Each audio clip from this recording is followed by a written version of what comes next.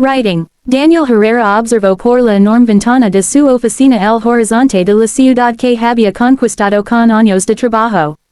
Los edificios, las empresas y las inversiones eran prueba de su éxito.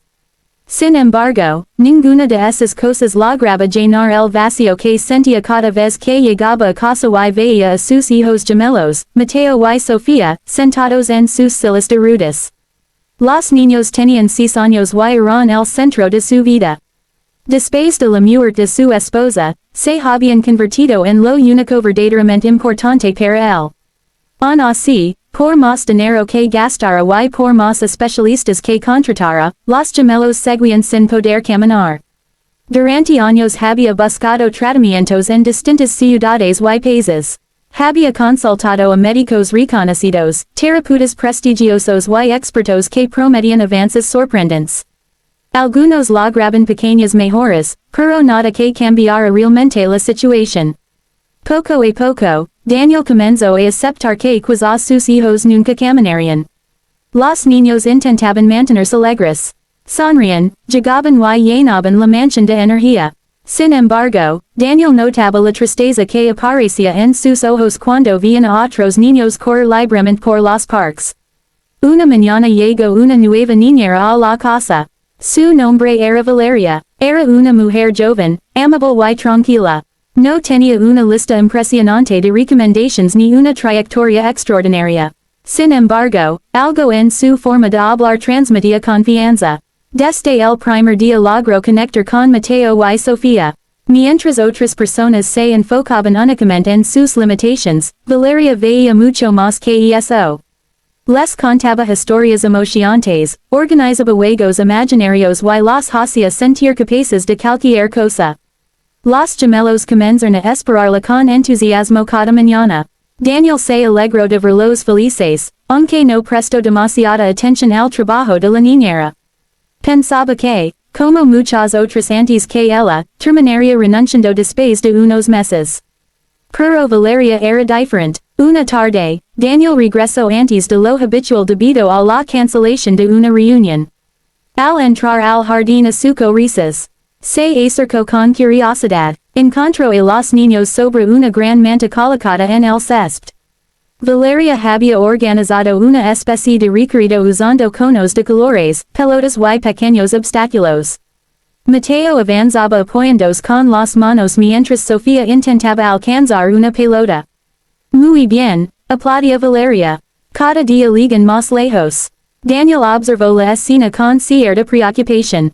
Cuando terminó la actividad, llamó a la niñera. Valeria, ¿qué intentas hacer exactamente? Jugar con ellos. Parece más un entrenamiento que un juego. A veces las dos cosas pueden ser lo mismo. Daniel cruzó los brazos. No quiero que tengan expectativas imposibles. Valeria lo miró directamente. No les prometo milagros. Solo les enseño a intentarlo. Aquella respuesta quedó dando vueltas en la mente de Daniel durante días. Las semanas pasaron y las actividades continuaron. Valeria convertía cada ejercicio en una aventura. Un día los gemelos eran exploradores buscando tesoros escondidos. Otro día eran astronautas atravesando planetas imaginarios. Sin darse cuenta, los niños realizaban movimientos que antes evitaban. Lo más sorprendente era que disfrutaban cada minuto. Mateo, que solía rendirse fácilmente, comenzó a insistir en repetir los ejercicios. Sofía, normalmente tímida, empezó a mostrar una confianza que nadie había visto antes. Incluso los terapeutas notaron ciertos cambios. Su fuerza muscular parece haber mejorado, comentó uno durante una evaluación. Daniel asuco aquello con cautela. Ya había aprendido a no emocionarse demasiado. Sin embargo, los avances continuaron. Una mañana encontró a Mateo intentando incorporar sujetandos de una mesa. El niño temblaba por el esfuerzo. Daniel sintió que el corazón se le aceleraba. Mateo logró mantenerse erguido durante apenas unos segundos antes de volver a sentarse. Pero aquellos segundos significaban más de lo que Daniel podía expresar. ¿Lo viste, papá? Preguntó emocionado. Daniel sonrió. Sí, campeón, lo vi. Aquella noche permaneció despierto pensando en lo sucedido. Por primera vez en mucho tiempo sintió esperanza. Valeria seguía trabajando con los niños todos los días. Jamás los presionaba, jamás se frustraba, celebraba cada pequeño avance como si fuera una gran victoria. Cuando Sofía logró mantenerse de pie durante 10 segundos, organizaron una pequeña fiesta.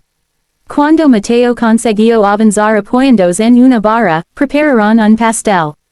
La mansión, que durante años había estado llena de preocupación y silencio, comenzó a llenarse de alegría. Daniel también empezó a involucrarse más. En lugar de quedarse hasta tarde en la oficina, regresaba temprano para pasar tiempo con los gemelos. Los ayudaba con sus ejercicios. Escuchaba sus historias. Se reía con ellos. Aquello fortaleció una relación que durante años había sido limitada por el trabajo y las preocupaciones. Un día, durante una sesión médica, uno de los especialistas revisó los nuevos resultados. Observó varios documentos. Comparó informes anteriores. Finalmente levantó la vista. No esperaba este progreso. Daniel sintió una mezcla de emoción y nerviosismo. ¿Qué significa? Significa que están avanzando más rápido de lo previsto. Daniel salió del hospital con lágrimas contenidas. Por primera vez, alguien hablaba de posibilidades en lugar de limitaciones. Pasaron varios meses más. Los gemelos continuaron fortaleciendo sus músculos y ganando confianza. Valeria nunca perdió la paciencia. Incluso cuando tenían días difíciles, encontraba la forma de motivarlos. No importa cuánto tardes, les decía. Lo importante es seguir adelante. Aquellas palabras se convirtieron en una especie de lema familiar. Una tarde lluviosa, Daniel llegó temprano a casa.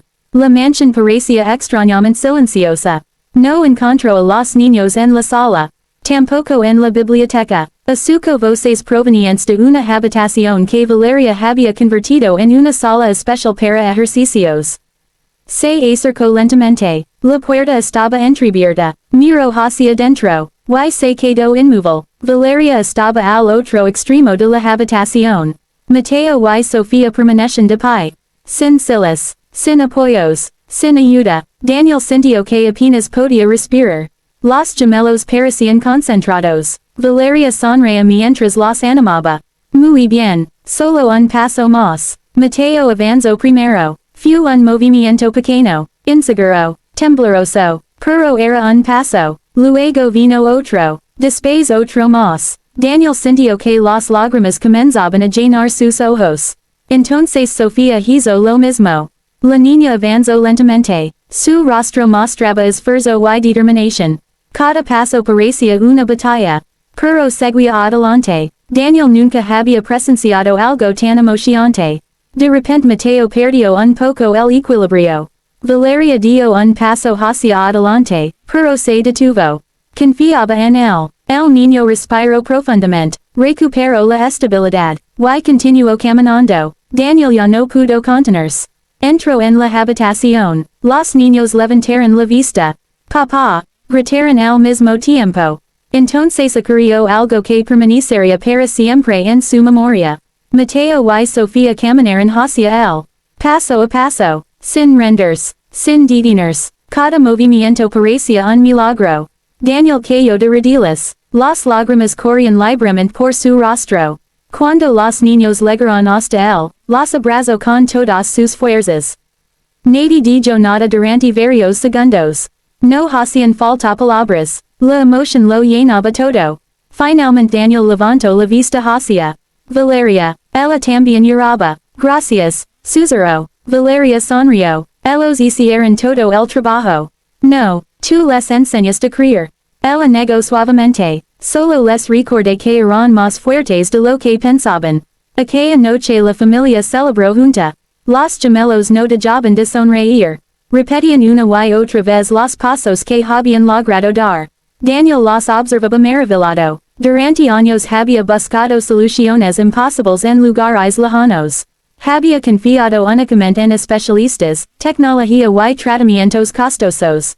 Pero una parte fundamental había estado frente a él todo el tiempo. La paciencia, la esperanza, la perseverancia, y el amor. Los meses siguientes trajeron aún más avances. Los niños continuaron practicando. Cada semana caminaban un poco más. Cada mes ganaban más independencia. Los adultos dejaron de ser protagonistas en sus vidas. Un año después, Mateo y Sofía podían recorrer el jardín por sí solos. Todavía enfrentaban desafíos. Todavía necesitaban esfuerzo constante. Pero ahora sabían que podían superar obstáculos que antes parecían imposibles. Una tarde sólida, Daniel observó desde la terraza como los gemelos perseguían una pelota por el césped. Sus risas llenaban el aire. Valeria estaba cerca, observándolos con orgullo. Daniel recordó el día en que había encontrado a la niñera organizando aquellos extraños juegos en el jardín. En ese momento había dudado de ella. Había pensado que estaba perdiendo el tiempo. Ahora comprendía cuánto se había equivocado.